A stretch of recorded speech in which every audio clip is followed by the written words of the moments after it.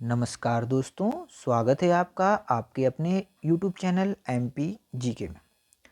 Police constable के जो exams चल रहे हैं उसमें 29 जनवरी के फर्स्ट शिफ्ट का एग्ज़ाम संपन्न हो चुका है। फर्स्ट शिफ्ट में जो एग्ज़ाम में क्वेश्चन आए हैं विद्यार्थियों के द्वारा हमें हमारे इंस्टाग्राम और टेलीग्राम चैनल के माध्यम से कुछ क्वेश्चंस बताए गए हैं जिनके बारे में हम आपको वीडियो बना के बता रहे हैं। जैसे पूछा गया है कि विधानसभा अध्यक्ष कौन है, बाणभट्ट की कृतियाँ कौन सी हैं, ओलंपिक का जो झंडा होता है उसमें कितने छल्ले होते हैं और बजट से संबंधित 2 प्रश्न बताए जा रहे हैं। तो अब इसको अपन डिटेल में पढ़ लेते हैं और डिटेल में इसका एनालिसिस कर लेते हैं। चलिए देखते हैं पहला क्वेश्चन क्या है। एशिया में निवास करने वाली मध्य प्रदेश की सबसे बड़ी जनजाति कौन सी है। ये तो गौड़ है जो एशिया में निवास करती है, साथ साथ में कहाँ, मध्य प्रदेश में। सबसे मध्य प्रदेश में भी बड़ी जनजाति है, दूसरी बड़ी जनजाति है मध्य प्रदेश सबसे बड़ी कौन सी है, भील जनजाति मध्य प्रदेश की पहले नंबर पे है और दूसरे नंबर पे आती है गोंड जनजाति। ये भारत की सबसे बड़ी है। भारत की सबसे बड़ी जनजाति कौन सी है, गोंड है। ठीक है। इसके बाद पूछा है विधानसभा अध्यक्ष कौन है। तो विधानसभा अध्यक्ष कौन से हैं, ये हैं कौन, गिरीश गौतम। कौन से, गिरीश गौतम। गिरीश गौतम विधानसभा अध्यक्छ हैं। आरबीआई से संबंधित एक प्रश्न पूछा गया था, क्वेश्चन एग्जैक्टली नहीं पता है, या तो उन्होंने रेपो रेट पूछी होगी, या एलआई पूछा, लिक्विडिटी इंडेक्स पूछा होगा, या रिवर्स रेपो पूछी होगी। इनमें से कोई एक पूछा होगा। बजट से संबंधित 2 प्रश्न थे, तो 2 प्रश्नों में एक कृषि से संबंधित था और एक स्वास्थ्य से संबंधित था। एग्जैक्टली पता नहीं है, हो सकता है उन्होंने पूछा हो कि बजट में कितना अनुमोदन किया गया है, कितनी राशि इसके लिए दी गई हो। ठीक है, दोनों के लिए। नेक्स्ट एक हिस्ट्री से क्वेश्चन बनता है, तो हिस्ट्री से एक कटनी की हिस्ट्री से संबंधित क्वेश्चन था कि 332 ईसा पूर्व में कौन सा राजा। तो इसका आंसर बच्चे बता रहे थे कि अशोक था। क्या, अशोक था जो वहाँ पे रुका था।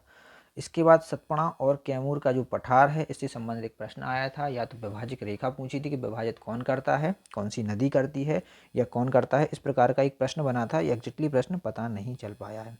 चलिए नेक्स्ट क्वेश्चन देख लेते हैं।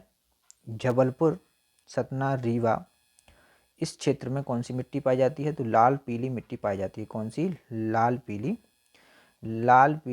मिट्टी पाई जाती है। लाल पीली मिट्टी पाई जाती है। ठीक है। त्योहारों से संबंधित एक प्रश्न पूछा गया था, बच्चे बता रहे थे कि सर इसका तो पहली बार नाम भी पहली बार ही सुन रहे थे, तो उसका आंसर कहाँ से लगा देते।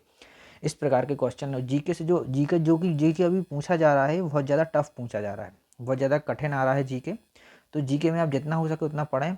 मेरा कहना है कि आप मैथ्स और जो रीजनिंग का पार्ट आ रहा है उस पर ज़्यादा फोकस करें, क्योंकि वो नंबर गेनिंग चैप्टर होंगे।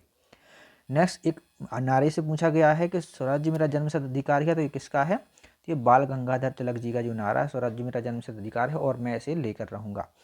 नेक्स्ट क्वेश्चन जो पूछा गया है तो वो है ओलंपिक के झंडे में कितने रिंग्स होते हैं या छल्ले होते हैं। तो ये 5 छल्ले होते हैं। एशिया, अमेरिका, ऑस्ट्रेलिया, यूरोप और अफ्रीका को दर्शाते हुए ये 5 छल्ले होते हैं। ये 5 छल्ले होते हैं। जो ओलंपिक्स का झंडा होता है उसमें 5 छल्ले होते हैं। तो ये सभी अलग अलग महाद्वीप को दर्शाते हैं। ठीक है। नेक्स्ट क्वेश्चन देख लेते हैं। ये लास्ट क्वेश्चन है जो जीके का। जीके में लास्ट क्वेश्चन कौन सा, बाणभट्ट की पुस्तक का नाम। तो या तो कादम्बरी पूछा गया होगा, हर्षचरित पूछा गया है। ये ऑप्शन पर डिपेंड करता है, जो विकल्प आ रहे हैं ना, उस पर डिपेंड करता है कि कौन सा पूछा गया होगा। अब देख लेते हैं साइंस से कौन कौन से क्वेश्चन आए हैं। तो साइंस से बच्चे बता रहे थे इस बार बायो से कम पूछे गए हैं। पर्णहरित के बारे में पूछा गया है। पत्तियां, जो पत्तियों में पाया जाता है, क्या करता है, भोजन बनाने के योजना का, भोजन बनाने में कार्य करता है। एंटीबायोटिक के बारे में पूछा गया था कि एंटीबायोटिक निम्न में से कौन सी एक एंटीबायोटिक है। तो ये ऑप्शन पर विकल्प पर डिपेंड करता है कि कौन सा विकल्प इसमें सही होगा। वर्गीकरण से संबंधित आज भी प्रश्न पूछे गए हैं। आज 2 प्रश्न पूछे गए हैं। तो आज इस एरिया से मात्र ही 2 या 3 ही क्वेश्चन आए हुए हैं। नेक्स्ट एक ऑर्थोपेडा से संबंधित एक प्रश्न पूछा गया था। बीमारी से संबंधित मात्र एक ही प्रश्न आया है, डिजीज से संबंधित। इसके बाद फिजिक्स में पूछा गया था। तो फिजिक्स में क्या पूछा गया था, बल पूछा गया था कि 14 न्यूटन का बल इस तरफ से लग रहा है, 28 न्यूटन का इस तरफ से लग रहा है, तो विस्थापन कितना होगा, कितना विस्थापन कितना होगा। तो इस प्रकार का कुछ एक क्वेश्चन पूछा गया था। मात्रक से संबंधित एक प्रश्न पूछा गया है। इसके बाद उत्प्लावन बल से पूछा गया है कि अगर एक जहाज को या वस्तु को पानी में डुबाया जाता है तो उसको प्रभावित करने वाले कारक कौन कौन से होंगे।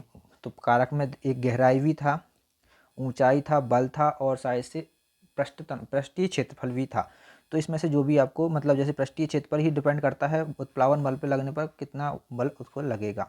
ठीक है। कार्य से संबंधित एक प्रश्न था कि इतने बल लगाने पर इतना विस्थापन होता है तो कार्य कितना होगा। ये भी एक किस तरीके का था, ये न्यूमेरिकल टाइप का क्वेश्चन था जो कार्य से संबंधित था। इसके बाद नेक्स्ट देख लेते हैं मैथ्स और रीजनिंग। ये मैथ्स और रीजनिंग देख लेते हैं। प्रतिशत से संबंधित 2 प्रश्न आज के प्रश्न पूछे गए हैं। औसत से 2 क्वेश्चन पूछे गए हैं, औसत से नॉर्मल वाले पूछे जा रहे हैं। आयु से संबंधित 2 प्रश्न, 2 से 3 प्रश्न पूछे गए, बच्चे बता रहे थे। अनुपात से 2 प्रश्न पूछे गए हैं। कार्य और समय से 2 क्वेश्चन पूछे गए हैं। नॉर्मल थे कि 30 दिन में, 35 दिन में, 30 दिन में और 34 दिन में करता है तो कितने दिन में ये तीनों मिलकर करेंगे, ये नॉर्मल वाला था। टंकी पाइप से क्यों करता है कि टंकी पाइप से ही पूछा गया है कि 2 मिलकर इतने दिन में भरते, 2 दिन इतने घंटे में भरते हैं तो तीसरा मिलकर कितने दिन में खाली कर देगा। इस प्रकार से क्वेश्चन टंकी पाइप से था। कोडिंग डिकोडिंग से 4 से 5 क्वेश्चन पूछे गए हैं। कथन निष्कर्ष से 7 से 8 जो क्वेश्चन पूछे जा रहे थे वो एज इट इज़ पूछे जा रहे हैं। तो कथन निष्कर्ष और कोडिंग डिकोडिंग बहुत अच्छे से अपन को करके जाना है। इसके बाद विभाज्यता के नियम से मात्र एक ही क्वेश्चन आया है। रोज की शिफ्ट में लगभग 3 क्वेश्चन आ रहे थे, आज एक ही क्वेश्चन विभाज्यता के नियम से आया है। इसके बाद रीजनिंग से विषम ज्ञात करो भी आ रहा है। श्रेणी से लगभग 3 क्वेश्चन आए हैं, ठीक है। और श्रेणी से साथ में ही वो क्या लुप्त पद ज्ञात कीजिए उससे आ रही हैं। आकृति पूर्ण कीजिए से 2 प्रश्न आए हुए हैं आज।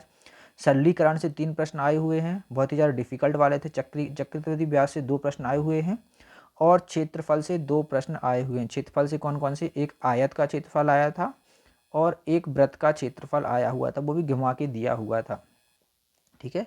इसके बाद और देख लेते हैं। आयतन से संबंधित आज प्रश्न नहीं आया है। ये प्रश्न किसने लिख दिया है। आयतन से संबंधित आज कोई प्रश्न नहीं पूछा गया है। तो आज की वीडियो में बस इतना ही। अगर आपको वीडियो पसंद आती है तो हमारे वीडियोस को लाइक कीजिए, शेयर कीजिए, हमारे चैनल को सब्सक्राइब जरूर कर लीजिए एवं पीडीएफ के लिए MPGK_GK को ज्वाइन कर लीजिए। हम आपको वहाँ पे पीडीएफ प्रोवाइड करा देंगे। आज की वीडियो बस इतना ही। धन्यवाद।